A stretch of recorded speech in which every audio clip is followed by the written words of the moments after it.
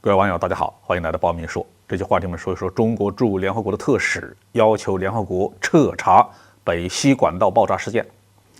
2月22号，中国驻联合国特使表示，需要进行独立的调查，以发现真相并确定北溪爆炸事件的责任人。他说呢，任何蓄意破坏跨境基础设施行为都是恶意行为。如果不找出原因和破坏者，就会向那些心怀不轨的人发出错误的信号，让他们相信无论做什么都能逃脱惩罚。北溪管道爆炸事件的真相呢是越来越清晰。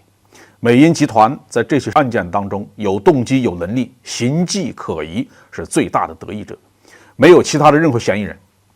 国际社会所要做的就是把案件调查清楚，让证据链完整起来，办成铁案。这本来是一件合情合理的事情，但是从案发的9月26号之后，波罗的海沿岸国家虽然自称进行了调查，丹麦、瑞典和德国各自得出结论，管道遭到强烈爆炸的破坏，但是没有一个国家敢把破坏者的身份公布出来。欧洲的用气国家作为受害者也是忍气吞声。俄罗斯呼吁安理会开会调查，但是美英集团利用政治影响力，不但禁止俄罗斯参加调查，甚至还把脏水泼到俄罗斯的头上。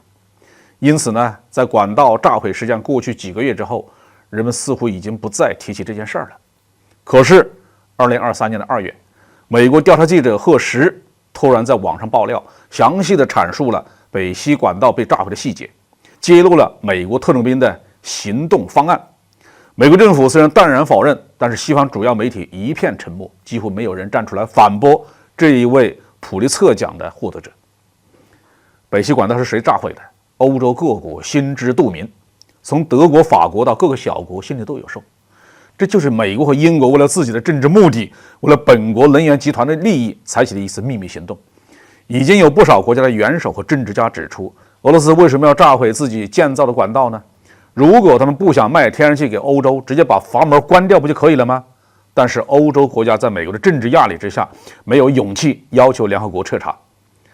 美国有强大的军事霸权和金融霸权，情报机构在欧洲安插了不计其数的代理人和潜伏特务，掌握了很多欧洲政治家不可告人的秘密。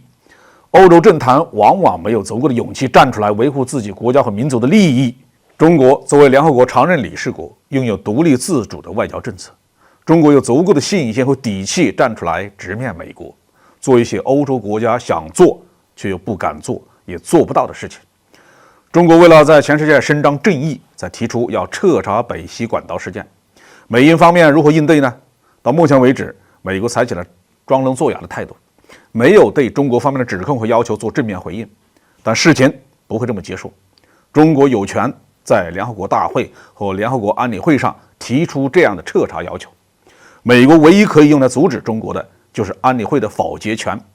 但是如果否决调查，就等于承认了这件事情是自己干的。当然了，考虑到欧洲遭受美国控制和操纵的程度，仅仅靠这么一次调查和揭露是很难瓦解美国和欧洲形成的反俄战线，也无法打倒美国的霸权主义。但是能够沉重的打击美国对欧洲的号召力和凝聚力，让美国的西方老大地位受到损害，进一步削弱美国的霸权主义。这对于推动世界和平稳定、推进乌克兰问题的和平解决将起到阶段性的作用。